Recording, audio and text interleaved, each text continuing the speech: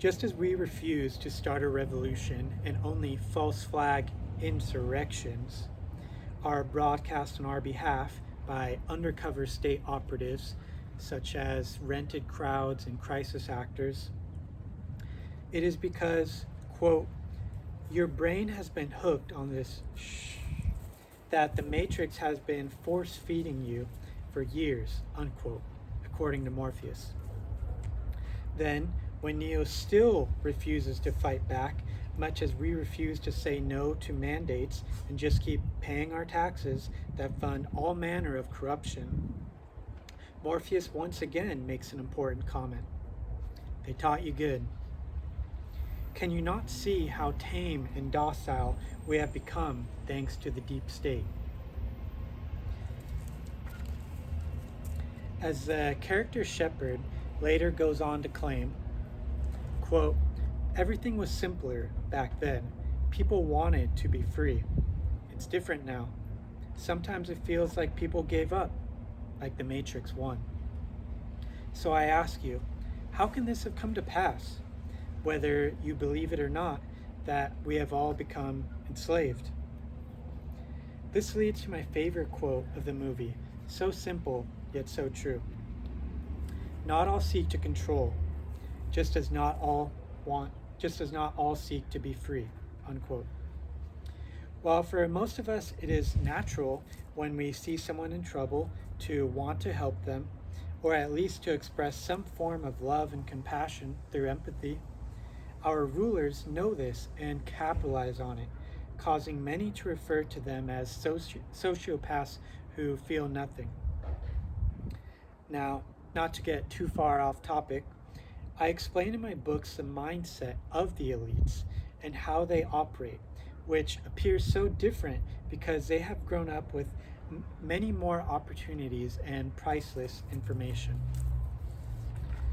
In fact, they bury the truth in the video game Matrix, the virtual reality. Quote, that's what the Matrix does. It weaponizes every idea, every dream, everything that's important to us. Unquote.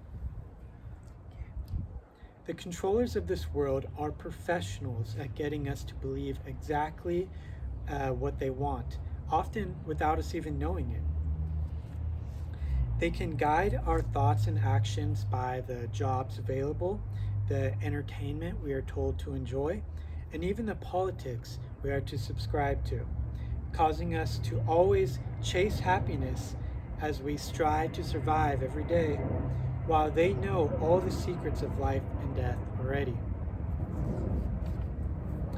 An example shown in the movie that correlates to most of the population today is when Trinity is examined by the crew as she is riding her motorcycle. Quote, code-wise, pure blue pill. What if she's happy where she is? Unquote. And I'm sure you've experienced this where you've tried to explain to people, tried to help them see everything that's going on, but either they just can't believe it or they're satisfied, just as you see in the first movie, eating their steak, indulging in the senses, just, nah, I know the world's messed up, but I'm just gonna go on with it anyway. Most of us see what everyone else is doing to get by and how they are living, thinking, well, I guess this is it then. Little do they know that our reality, comprised of industries, our ideas of fun, and so forth, were manufactured by those who run the world. As long as people can be satisfied or feel like they can't make a difference either way, so why try, then they will just seek their comfort zone and not rise up, not revolt, not rebel. Although Neo and Trinity are soulmates, the concept of morality arises through Trinity's fake family, and it almost succeeds in bringing her back into the illusion. These are just some of the tricks that the elites use to pull on our heartstrings or even tug on our purse strings when we're told to donate for this cause or that one, when really it's just putting a band-aid on something that you have to fix, or that can't be fixed. The system is broken. It can't be fixed no matter what you do. The way to get away from it is ignoring it, or all of us acknowledging how false it is and fighting back together. That is the way to make it so none of us will be trapped anymore. At this point, I'm getting more and more like Niobe, who just wants to keep Io safe, like how I only want to keep myself safe, and those who want the truth, and allow all others who reject it to just accept their choice. If that's how they want to live and what they want to do, then it's up to them. Something that may have gone over the viewers' heads is the swarm mode concept. Just like what happened in 2020 or 9/11 or in the many wars that propaganda has persuaded people to fight in, a ripple effect shoots out like a shockwave into the unsuspecting masses, who then do the will of their masters. Albeit it is an extreme usage, jumping off of buildings or putting themselves in harm's way, much like the kamikaze pilots of World War II did. This is a sign of how people still plugged into what is artificial and manipulated, how they will lose their minds and believe whatever the news tells them and obey whatever the government convinces them is in their best interest. You might think that there is no way so many people could be fooled into giving up their individuality to act like bots, but then you would not understand how powerful the Matrix is when it comes to subtle and overt compliance.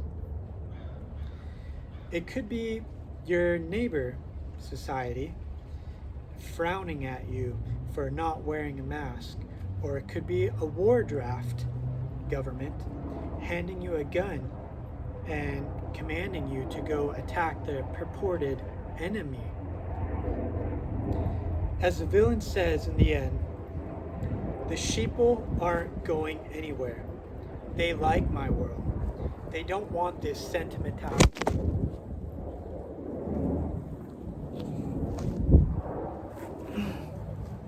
That was cool.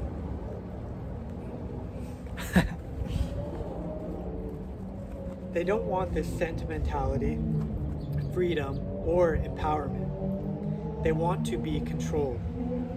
They want the comfort of certainty. Isn't that sad? Therefore, like if you ever have seen Braveheart or 300 or even pretty much all the Star Wars movies, where I feel like the elites are so desperate now to get us to rebel because the game's already won. It's so easy for them to get us to do whatever they want.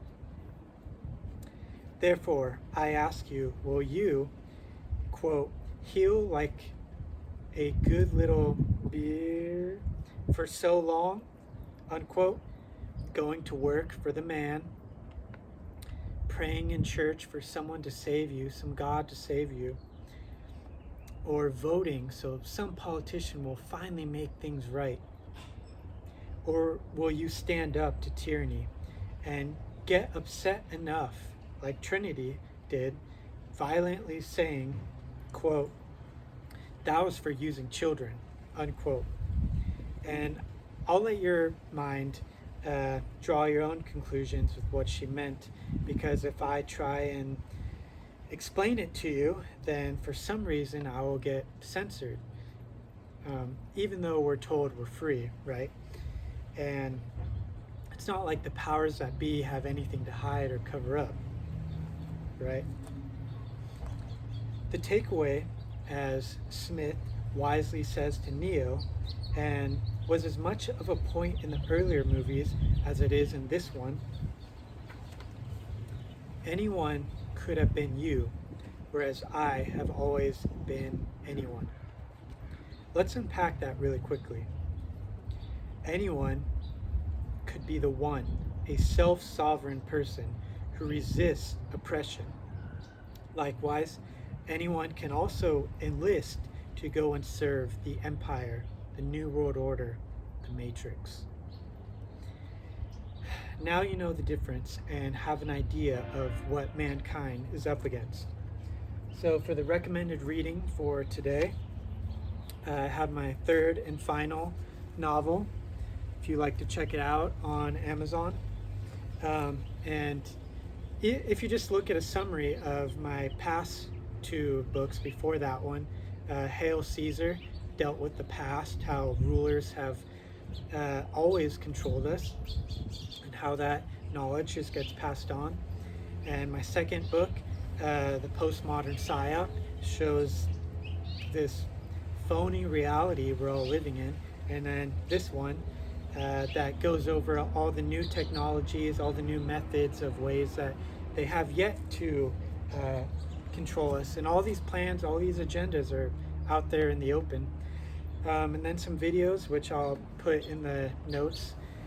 If you're familiar with the Assassin's Creed franchise,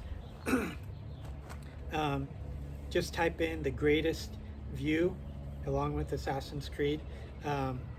Just a short, quick video showing what the pretty much three tenets that anarchy is striving to bring down: the church, religion, the state, government, and money, capitalism, and how those three things have always ruled the minds and behaviors of man.